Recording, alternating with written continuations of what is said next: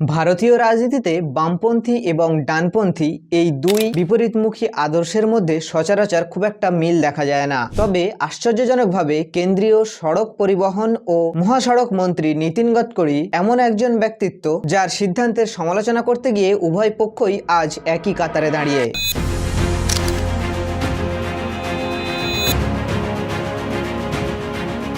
আর এই সমালোচনার মূল কেন্দ্রবিন্দু হলো পেট্রোলে ইথানল সংমিশ্রণ বা ইথানল ব্লেন্ডিং নীতি।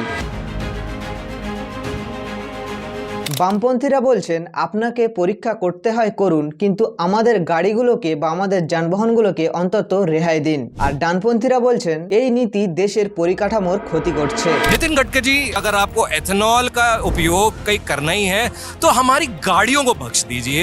बर्बाद कर दिया नितिन गडकरी, पूरे देश को बर्बाद कर दिया नितिन गडकरी। সাধারণ মানুষের দীর্ঘশ্বাস আজ এক সুরে ধ্বনিত হচ্ছে। বিকল্প জ্বালানির দোহাই দিয়ে আমাদের যানবাহনগুলোকে অন্তত বিপর্যয়ের হাত থেকে রক্ষা করুন।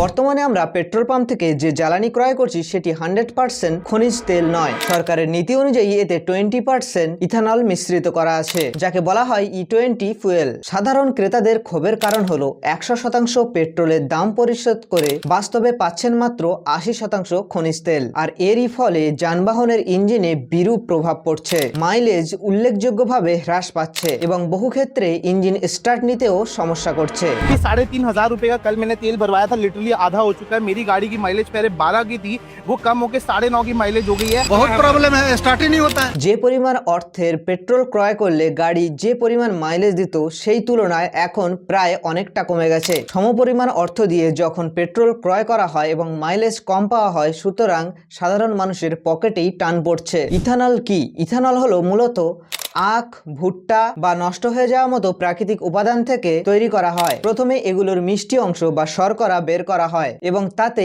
ইস্ট মিশ্রণ করা হয়, যার ফলস্বরূপ এটি অ্যালকোহলে পরিণত হয়। এরপর মিশ্রণটিকে উত্তপ্ত করে জল আর অ্যালকোহল আলাদা করা হয়। সবশেষে বিশেষ পদ্ধতিতে এই অ্যালকোহলের ভিতর থেকে সম্পূর্ণ জলটুকু বের করে দেওয়া হয় এবং খাঁটি বা বিশুদ্ধ অ্যালকোহল পাওয়া যায়। আর সেই জিনিসটিকেই বলা হয় ইথানল, যা পেট্রোলের সাথে খুব সহজে মিশে যায় এবং গাড়ির জ্বালানি হিসাবে ব্যবহার করা যায়।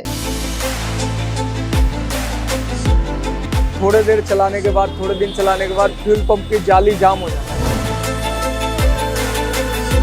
কেন্দ্রীয় মন্ত্রী নীতিন গডকরি একে ভুল প্রচারণা বলে অভিহিত করেছেন। सब झूठा प्रचार करते, कोई इथेनॉल से कोई नुकसान नहीं हुआ। তিনি সমালোচকদের প্রতি চ্যালেঞ্জ ছুড়ে দিয়েছেন যে E20 পেট্রোলের কারণে যদি কোনো গাড়ির সমস্যা হয়ে থাকে তেমন একটি প্রুফ দেখাতে, কিন্তু সাধারণ উপভোক্তাদের অভিজ্ঞতা সম্পূর্ণ ভিন্ন। মাইলেজ কমে যাওয়া থেকে শুরু করে সার্ভিস সেন্টারে সার্ভিসে নাকচ করা পর্যন্ত সব মিলিয়ে এক অস্থির পরিবেশ সৃষ্টি হয়েছে। এমনকি অনেক সার্ভিস সেন্টার ইথানল সংক্রান্ত যান্ত্রিক ত্রুটির দায় নিতে সরাসরি অস্বীকার করেছে। সরকারের লক্ষ্য হলো আখের রস দিয়ে তৈরি ইথানল দিয়ে যানবাহন চালানো। गन्ने के जूस से जो इथेनॉल बनेगा उसके ऊपर हमारी स्कूटर, ऑटो रिक्शा और कार चलेगी। কিন্তু গবেষণায় দেখা গেছে 1 লিটার ইথানল তৈরিতে প্রায় 3000 লিটার জলের প্রয়োজন। আর ভারতের মতো একটি জল সংকটপূর্ণ দেশে এটি একটি বড় উদ্বেগের কারণ।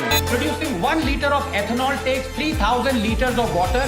100% इथेनॉल, इसके नियम बनकर उसको आज कानूनी रूप से प्रक्रिया देने वाली फाइल पर मैंने साइन किया। উপভোক্তাদের পক্ষ থেকে বেশ কিছু জোরালো প্রশ্ন উঠে আসছে। কেন ক্রেতাদের জন্য ইথানল মুক্ত বিশুদ্ধ পেট্রোলের অপশন রাখা হয়নি, বা অন্তত পূর্বের E10 পেট্রোল কেন অপশন হিসেবে রাখা হয়নি, যা কয়েক বছর আগে পর্যন্ত ছিল? এই চয়েস আমাদেরকে কেন দেওয়া হলো না? সরকারকে অবশ্যই বিশুদ্ধ পেট্রোলের অপশন রাখা উচিত। আর যদি মিশ্রিত পেট্রোলই বিক্রি করতে হয় তাহলে জনগণের জন্য বা জনসাধারণের জন্য কেন ছাড়ের ব্যবস্থা নেই বা ডিসকাউন্ট নেই? যেহেতু যান্ত্রিক ক্ষতির ঝুঁকি সাধারণ মানুষই নিচ্ছে, তাই এর সুফলও সাধারণ মানুষেরই পাওয়া উচিত। সরকার ব্রাজিল বা আমেরিকার উদাহরণ দিলেও বাস্তবতা অনেকটা ভিন্ন।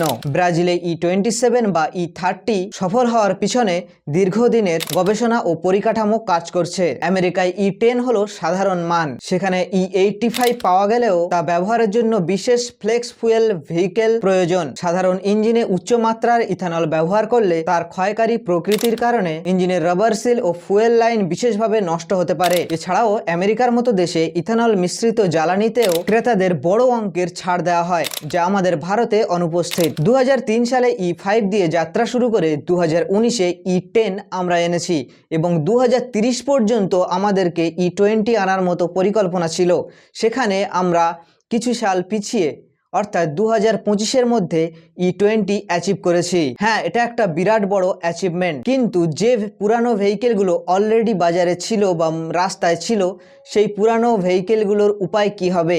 তারা তো E20 ফুয়েলের জন্য রেডি নয় এবং সেই অনুযায়ী আমাদের পরিকাঠামোও নেই। সুতরাং এই দ্রুত পরিবর্তন মানুষকে বিপদে ফেলছে। কোথাও পেট্রোলের সাথে জল পাওয়া যাচ্ছে, কোথাও বা পিঁপড়ে জমে বাসা বাঁধছে। আর এই অভিযোগগুলো ইথানলের জল শোষণকারী ধর্মের জন্যই ঘটে চলেছে, যা মানুষের মনে আস্থার অভাব তৈরি করছে। 1 এপ্রিল 2023-এর আগে প্রস্তুতকারী ভেহিকেলগুলো E20 এর জন্য উপযোগী নয়। সরকার বলছে এগুলো E10-এ চলবে, কিন্তু বর্তমান পেট্রোল পাম্পগুলো E20 ছাড়া দ্বিতীয় কোনো অপশনই অ্যাভেলেবেল নেই। মারুতি সুজুকির মতো সংস্থা দাবি করছে E20 ব্যবহারে পুরানো মডেলে সমস্যা হচ্ছে না, অথচ তাদেরই ইউজার ম্যানুয়াল বা ট্যাঙ্কের ওখানে স্টিকারে লেখা আছে E10 ছাড়া অন্য যে কোনো ধরনের ফুয়েল যদি আপনি ব্যবহার করেন তার দায় কোম্পানি নেবে না। এই দ্বিমুখী আচরণ ক্রেতাদের অনিশ্চিত ভবিষ্যতের দিকে ঠেলে দিচ্ছে। বিশেষ করে পুরানো যানবাহন কেনাবেচার বাজারে এর একটা বড় প্রভাব পড়ছে। ভবিষ্যতে এই গাড়িগুলোর রিসেল ভ্যালু নিয়ে মানুষ খুবই চিন্তিত। এবং লাস্ট কোশ্চেন,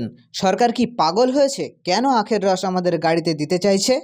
ওয়েল নো, কারণ ভারতের চাহিদার 88% ক্রুড অয়েল আমদানি করা হয়, যা কমানো অবশ্যই জরুরি। কিন্তু পেট্রোল ছাড়াও এই তেল থেকে plastic, pitch, diesel, aviation fuel তৈরি করা হয়। তাই শুধুমাত্র পেট্রোলে ইথানল মিশিয়ে এই সমস্যার সমাধান করা সম্ভব নয়। মন্ত্রীর প্রতি আমাদের বিশেষ আবেদন, সড়ক পরিকাঠামো ও ট্রাফিক ব্যবস্থাপনায় বেশি নজর দেওয়ার প্রয়োজন। শুধুমাত্র দিল্লির 117টি মোড়ে ট্রাফিক জ্যামের কারণে প্রতিদিন 46,000 লিটার জ্বালানি নষ্ট হয়। এই ট্রাফিক জ্যাম কমাতে পারলে ইথানলের চেয়েও বেশি জ্বালানি সাশ্রয় করা সম্ভব। পরিবেশ রক্ষাই যদি আমাদের মূল উদ্দেশ্য হয়, তাহলে ইভি ভেহিকেলগুলোর চার্জিং স্টেশন পরিকাঠামো আরও বাড়ানো উচিত। এছাড়াও ইভি ভেহিকেলের মূল্য অনেকটা কমানো উচিত। গণপরিবহন ব্যবস্থার উন্নতি অবশ্যই করতে হবে। আর ইথানল উৎপাদনের ক্ষেত্রে প্রথম প্রজন্মের বদলে দ্বিতীয় প্রজন্মের বেশি ফোকাস করতে হবে, অর্থাৎ কৃষি বর্জ্য বা খড় থেকে জ্বালানি তৈরির দিকে মনোযোগ দেওয়া উচিত। এর ফলে বায়ু দূষণও কমবে এবং পরিবেশও রক্ষা পাবে। এই নীতি যেন শুধুমাত্র নির্দিষ্ট বাণিজ্যিক লবি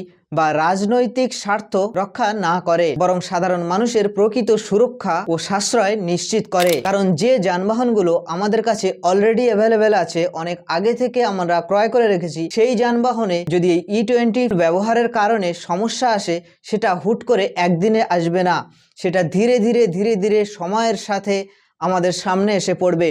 কিন্তু যখন এসে পড়বে তখন বড় ধরনের কোনো ক্ষতি অলরেডি আমাদের ভেহিকেলে হয়ে যাবে। আর সেই যান্ত্রিক ত্রুটি আমাদেরকে সারানোর জন্য অনেকটা পরিমাণ অর্থ ব্যয় করতে হতে পারে। সর্বোপরি সমস্ত সমস্যা শেষমেশ সাধারণ জনগণের উপরেই এসে পৌঁছাবে। এই ইথানল মিশ্রিত ফুয়েল ব্যবহারের ফলে আপনার মতামত কি? আপনার গাড়ির কি কোনো রকমের মাইলেজের পরিবর্তন আপনি লক্ষ্য করছেন? তাহলে অবশ্যই কমেন্টে আপনার মতামত জানান। আর চ্যানেলটি সাবস্ক্রাইব করে নিন এই ধরনের আরও ইন্টারেস্টিং ভিডিও পাওয়ার জন্য।